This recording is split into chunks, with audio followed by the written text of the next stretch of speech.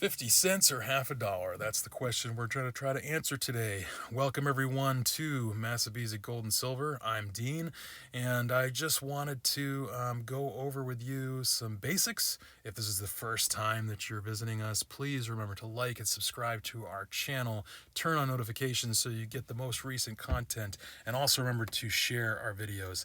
Today we are looking at a 50 cents piece from 1888. This is actually from Newfoundland.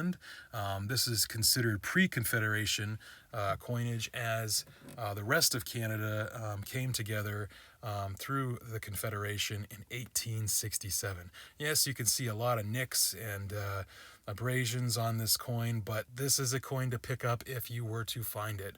They only minted 20,000 of these. Now, some of you might be saying, well, Newfoundland's pretty small, they don't need very many. Well, however, compared to the other mintages, this is extremely low. Compared to the other years spanning from 1870 to 1900. This is in very good condition, or I should say the details would be very good. I think if I was to send this in to get graded, they would talk about the rim damage that appears in this coin. But again, I had to pick it up. It's a beautiful piece of history, low mintage, and it's just something to add to the collection, especially if you like silver half dollars, or is it 50 cents? Here is a post-Confederation 50-cent piece. King George V is on the obverse, and of course on the reverse we have 50 cents Canada 1913. This was minted at the Royal Canadian Mint in Ottawa, and as you can see, the rim is in much nicer condition compared to the coin that we looked at before.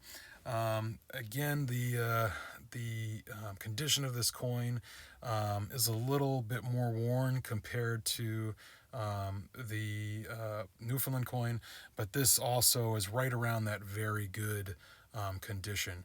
The rim is nice and bold. The band of the crown is definitely worn through at the highest points, but again, all of the words on this coin are readable easily. Much of the crown and the outline of his features do have still some detail. On the reverse, of course, we do have a lot of detail left. The crown has almost all its detail, which is exquisite. Moving down, we can notice that the T seems to be a little bit weaker strike.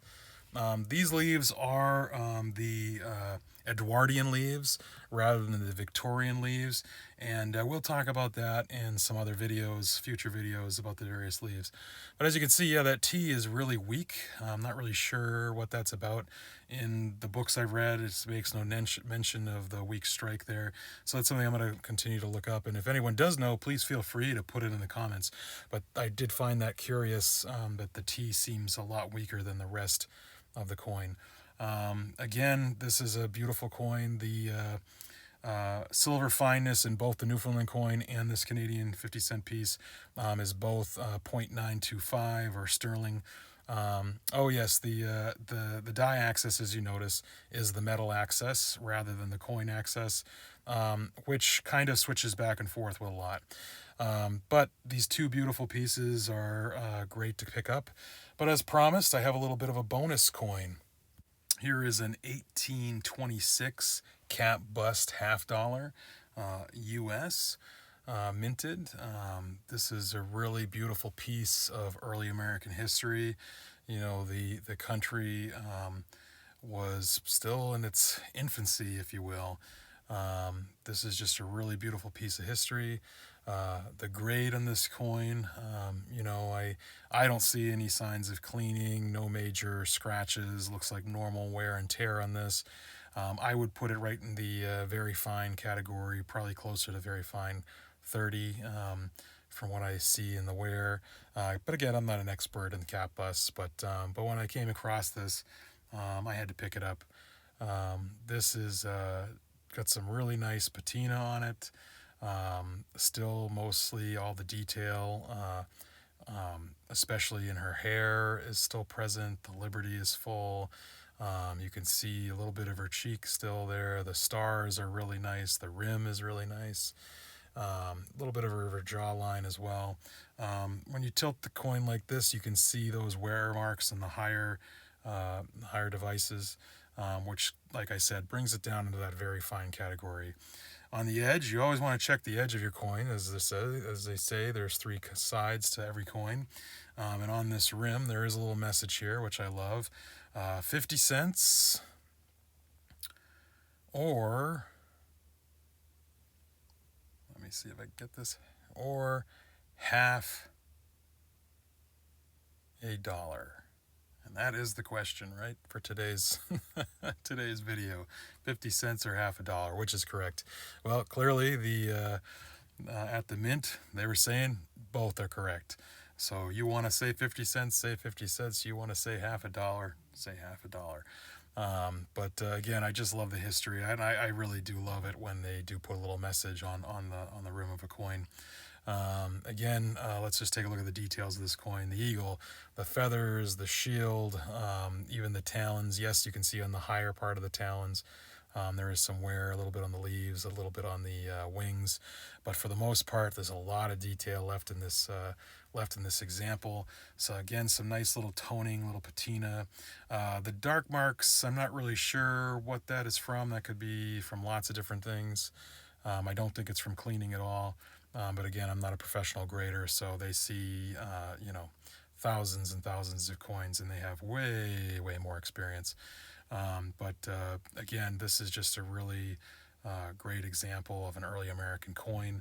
The Cap Bust series is something that, it's attainable. You can pick up these coins, especially in a grade like this, for a reasonable price, raw or graded, depending on what you like. But again, this is just a beautiful piece of history. I like coins like this, not to be graded, because I enjoy just holding them in my hand. I'm not going to damage them, any further than they already have been damaged here. If you could even say it's damaged, it's just the normal wear and tear of, 200, well, almost 200 year old coin here. And again, I just love that message on the side here. 50 cents or half $1, which is great. These are, like I said, just a beautiful piece of history. All of these coins are. The fineness on these, I think, if I remember correctly, is close to 0.900. I think they were all a little bit off. The purity, I don't know if was perfected as well. I want to say it's like 0.8 something, some weird kind of purity number on these. But again, if you have a chance, you see one of these and it's in condition like this and you can pick it up for a reasonable price, do so.